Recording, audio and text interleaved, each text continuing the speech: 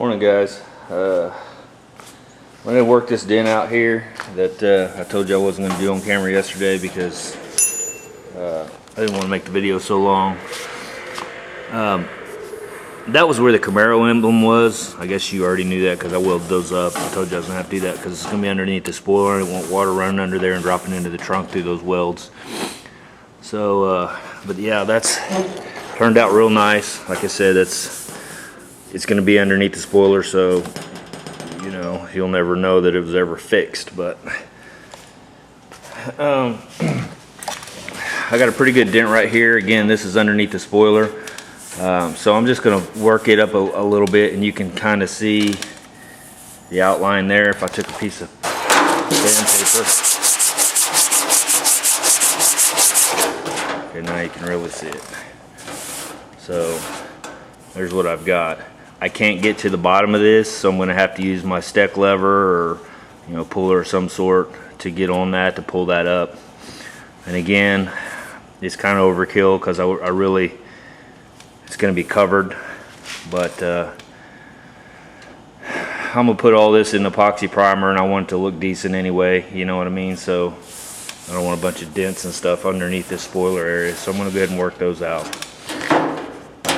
And that's really going to be about it for this trunk lid. There's a few little imperfections here and there, but nothing I can't work out with a little bit of filler. Little tiny stuff, but like I said, it has some little pitting surface type where it was surface rusted before they blasted it. This stuff like this, same deal, But anyway, so yeah, I'm going to strip it down. I'm going to flip it over, strip it completely to bare metal, and may break out the epoxy primer today and go ahead and get epoxy primed, and then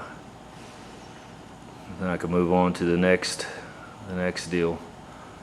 So, alright, I'll bring you guys back when I get something going on. See ya. Hey guys, I got asked a question yesterday by Matt at King's Disaster Garage. And his question was, why didn't I use the lever basically to do these? Well, I'll try to explain this the best I can for the guys who are new to the levers and the whatever. When you get a dolly, say like this one, you've got all this surface area. If you can get underneath, say your dent's here, you can get underneath and you can spread that love, if you will. You've got this whole surface area you're pushing up, and then so you're pushing up on this big area here. Okay, so your dent, you're pushing your whole dent up. You're going around your outside edges. When you have a dent, it hits in, and it's like dropping a pebble in the water. It plunges down, but then it makes the ripple out. Okay, that's the same thing that happened here. It got hit, and it rippled out. Okay, so that's why you see you may just see this little dent, but when you start block sanding it, you see that it's rippled all the way out to here. So you have to push this down as you're pushing up from underneath. So what you're going to do is you're going to push up from underneath and planish this down on the outside, so you're basically pushing the outside of that ripple back down as you're pushing up. So this setup right here, I can't get to the back side of this, so I have to use these pins. Well, here's the deal. I don't know if I'll be able to show this, but say right there, that little spot right there is where I pulled up.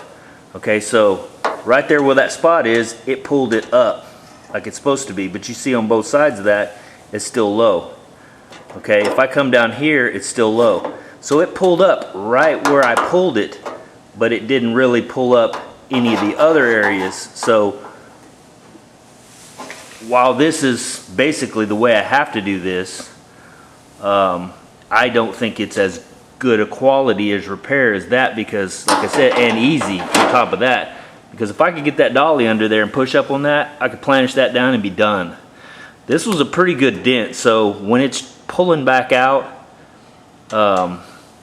it's just wanting to pull in certain areas, and that's where we talk about there's really a science to the dent thing, and it's probably a little more than I could go into in detail. But like I said, when it hits, it ripples that out. Well, you really want to work that dent in the way that it got hit and work it back the opposite direction, so that you're pulling the deepest part of that dent out, because when you pull the deepest part out, it's starting to relax the rest of the material, okay? So then it's going to be easier to pull the rest of this out. So when that hit, you can see I started pulling up here, then I pulled down here, and then I pulled down, so I kind of came this direction. But again, the metal is so hard right here that it's just wanting to pull up these little dimples. I think that if I took a heat gun or torch or something and maybe heated that area up and got this metal to where it's a little more malleable, if that's the way you say that word, it might pull up a little, maybe a little easier, and it may not. I haven't really played with that too much, but that's maybe another idea to kind of just to get things kind of, you know, just a little warmed up. But yeah, like I said, I'm going to get this dent out. It's going to be real close, but I'm still going to have to use filler, whereas these over here, no filler needed, and a lot faster repair. Whereas I'm having to sit and put a pin on this, get my stud lever, pull it up, take this, see if I pulled it up far enough. Okay, it's not pulled up far enough. I get the stud lever, pull it back up. Okay, is it far enough? Okay, now it looks good. Now I got to move to the next little spot and just keep working my way until I get all that dent. And then you're going to have a bunch of little lumpy dents in that, to where, you know, if you pull too high, like I said, if you pull too high with these, then you have a high spot. So when you go to do your prime work and you start blocking, this little titty right here is going to be popping right up through your primer. It's going to be a pain in the butt. You know, it's just stuff like that. So you got to be careful. Like I said, use your tools like this little guy right here and try to get it. And I need to knock that down with the grinder still, but try to get it as close as you can. But you still want it a little bit low, because you're going to have to fill this with filler a little bit. You can't, unless there's something out there I don't know about, you can't really planish this and get it right without being able to access the back of that panel. Hope that makes sense. Hope that helps you, Matt, understand a little bit better. For me, every time I'm going to the slapping spoon and the dolly. Like I said, I use hammer and dolly too, but not as near as much as I do the slapping spoon, because it equals out the area better. So let's say that hit, it comes out here, I pull this off and I'm able to get to the bottom of that with this dolly. I can slap all around this outside edge just real fast, bam, bam, bam, bam, all the way around it as I'm pushing up, and it's just going to sit and bring that up, and I can sit and literally watch that coming up, versus doing this one little stud pin at a time, like I said, which is what you have to do if you have to do it. But so hope that explains it, and I'll go ahead and keep working this out a little bit more and get it close. And like I said, I'm just going to try to get this one close. Again, it's underneath the spoiler, so no biggie. My lazy old dog over there. Look at those eyes. He's getting old. Look at all that gray. You're like me, buddy. You're just getting old. You getting old? Yeah. All that gray hair. What do you think? Are you a good boy? He got some menacing eyes. Alright guys, I'll bring you back in a little bit. See you. Hey guys. So, let me turn this fan down or off. Turn it off. So I went ahead and put the trunk back on.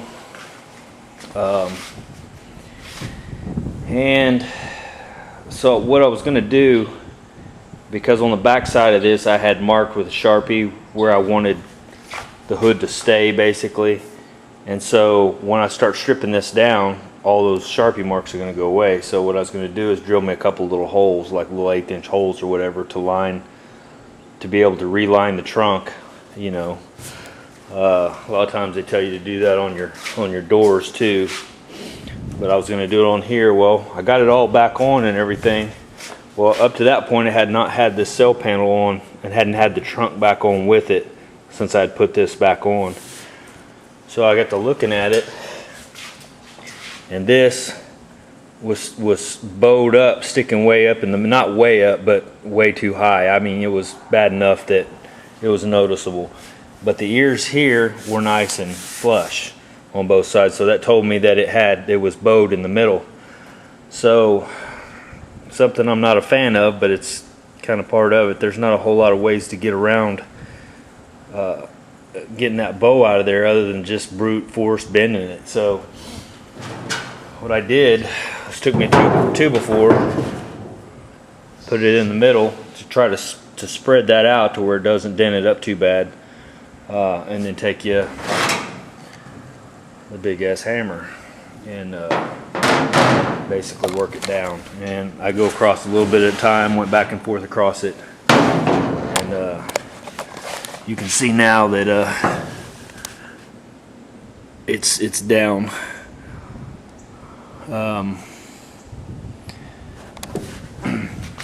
Like I said, I'm not a big fan of beating on, you know, the sheet metal like that, but it's kind of is what it is, and ultimately it works. So another thing I was going to say is, just for you guys that haven't done this yet, you might just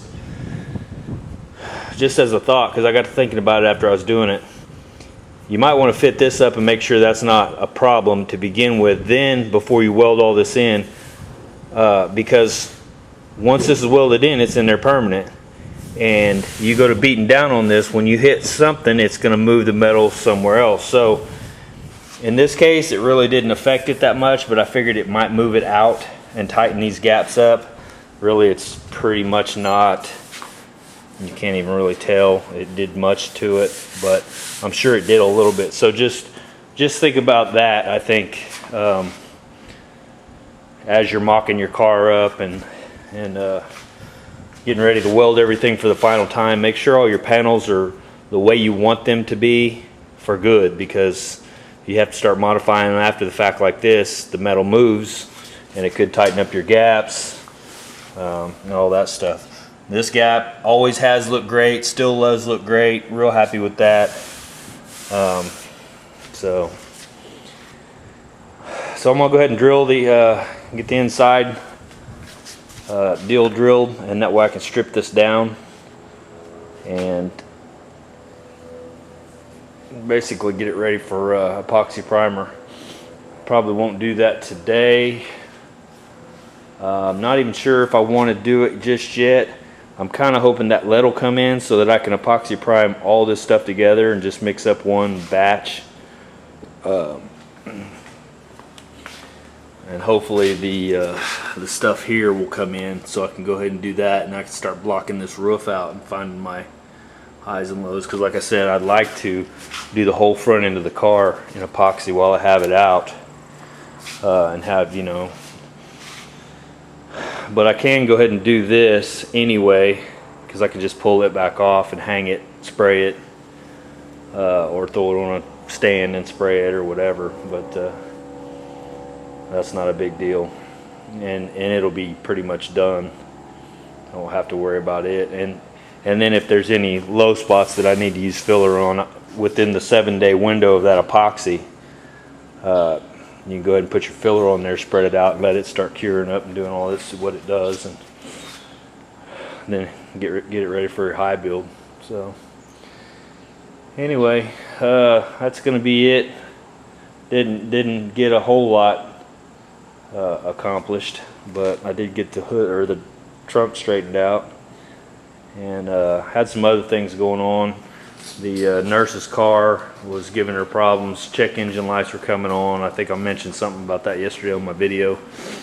And I bought a little code reader deal that basically you plug into your OBD2 port, and it's compatible with your iPhone, and it pulls up the diagnostics and O2 sensors and all kinds of stuff. It's a pretty cool little, and it's cheap. It's better than a $5,000 Snap-on scanner, which I'm not going to buy.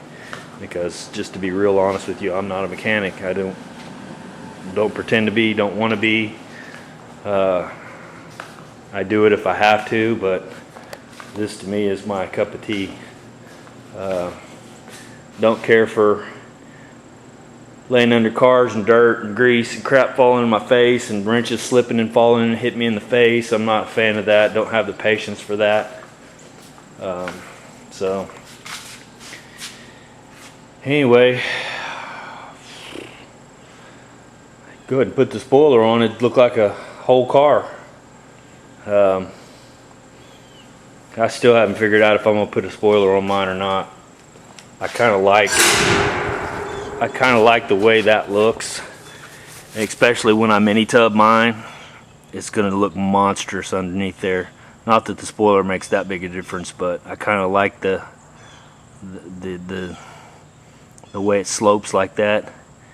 But I'll change my mind a half dozen times before I get to that point, or maybe more. But yep, that's it. This little dent here that I was working on, this metal got so thin.